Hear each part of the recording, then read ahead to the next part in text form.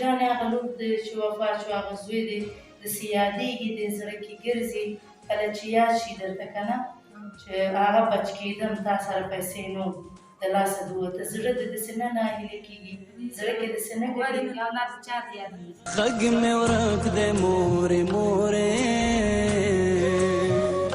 ستړی. السلام علیکم قدرمنو هیوادوالو، هیله ده چې ټول روغ جوړ او خوشحاله اوسئ.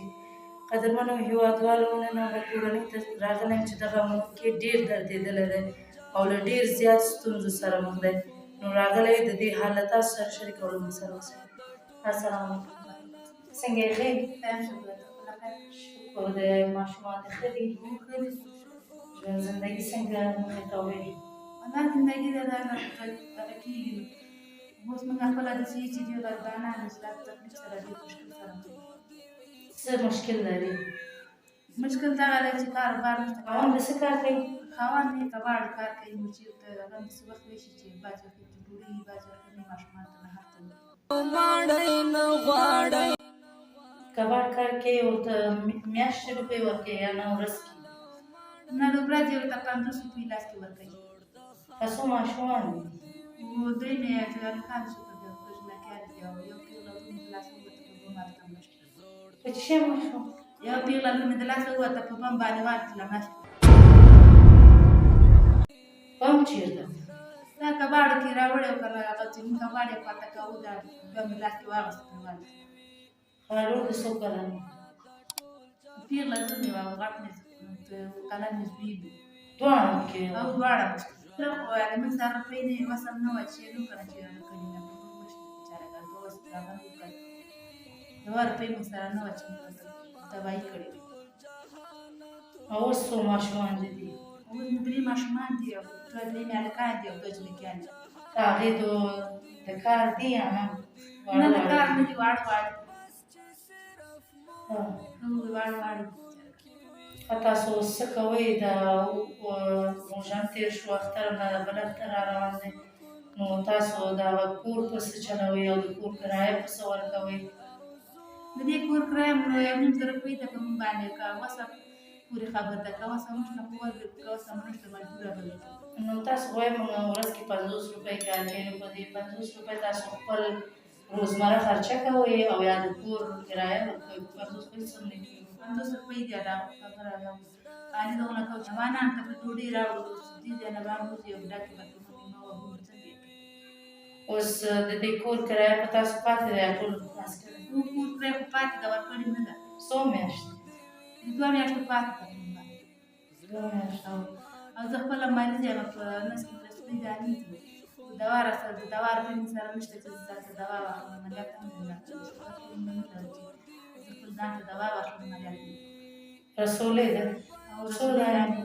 شپږو دانې دي. اوس ما ته هغه ورځ ډاکټر ته لاړم، ما ته یې کړلې ویلې دوا هغه وکړه، عملیات وکړه، نس ته روپۍ نشته، اوس نه لاړم. یو میاشت وخت راکړی دی، که یو میاشت کې ځان دوا وکړه هغه دی څو روپۍ دوایي دي؟ که شخصي کې شي خو 15,000 روپۍ لګېږي، او که د هغه کې شي نو 20,000 لګېږي. او خاوند د څه بل څه کار نشي کولی چې وکړي؟ نه که نه، خاوند مې څه کار نشته دی چې وکړي بېچاره، د کار نه ټوپ په ټپه ولاړ دی. نور جانې هغه لور دی چې وفات شو هغه زوی دی داسې یادېږي دې زړه کې ګرځي کله چې یاد شي درته که نه چې هغه بچ کېدم تا سره پیسې نه د لاسه د وته زړه دې داسې نه ناهیلې کېږي، زړه کې داسې نه ولې ګرځي؟ نه ناهیلې کېږو؟ که روپۍ بیا که وس هم لرلی او که پیغله لور او ځان زوی به مې بېکار بېبار و، روپۍ نه وي نو څه وکړو؟ د ناچارۍ د لاسه دغه حال ته راغلی. ډېر دردېږي هغه هم په کله ډېر یاد دردېږي، اولاد د چا د یاد نه شي. غږ مې ورک دی مورې مورې ستړی غږ په چا وکړمه، غږ مې ورک دی مورې مورې ستړی. خیر ده مور جان، دنیا ده راځي په انسان باندې، موږ ټول په همدې لاره روان یو، الله مهربان دی. نیمګړی غږ په چا وکړمه، اخ په خدای نیمګړی شومه، نیمګړی غږ په چا. هغه د چې مړ شو هغه څو کلن و هغه لور مې 12 کلنه وه او زوی مې 9 کلن و دواړه دومره ده او په کور کې دغه بم راوړی و خاوند یې وو کنه د مجبورۍ د لاسه غوښتې کړ تر کور ته یې راوړه هغه بیا یې پته کول اوسپنې کبان وکړه هغه چې دې لاسه واخیستل دا اوسپنه ده هغه مې دواړه ولاړ دي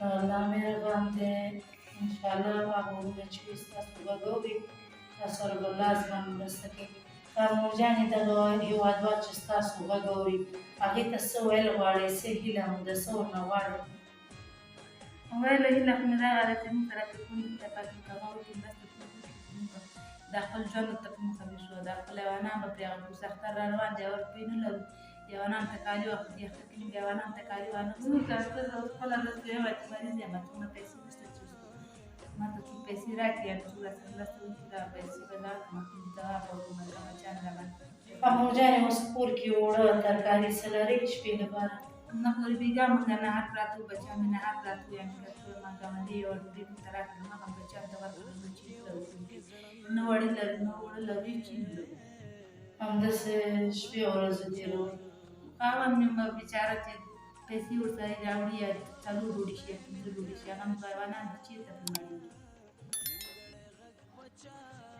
زه الله مهربان انشاءالله تاسو سره مرسته شي قدرمن هېوادوالو دغه مورکۍ خپله هم ناروغه ده رسولې لري 6 دانې ډاکټر ورته ویله که علاج یې ونه شي نو دغه له منځه ځي او بل تاسو خپله فکر وکړئ اولاد څومره خوږي یو لور یې 12 کلن او یو زوی د همدې غریبۍ د لاسه یې ووته خاوند یې کباړ ټولولو هغه چې راوړی پکې اوسپنه دغه ماشومان اخیستي چې خرڅوي نو هغه یې چې اخیستي هغه بم والوت ورباندې نو دغه جلۍ هم له منځه لاړ او هغه هلک هم بېرته رغېده خو د علاج پیسې ورسره نو دا 2 ماشومان یې د لاسه ووته هیله کوم هېوادوالو دغه مورکۍ ستاسو مرستې ته اړتیا لري خپله هم ناروغه ده او کور کې هم څه نه لري نو ډېر دردېږي ډېر کړېږي خپل هغه اولادونو پسې هیله کوم د دې لاسنیوی وکړئ نو که چېرې غواړئ مرسته وکړئ زما د وټساپ شمېره ده 080 240 283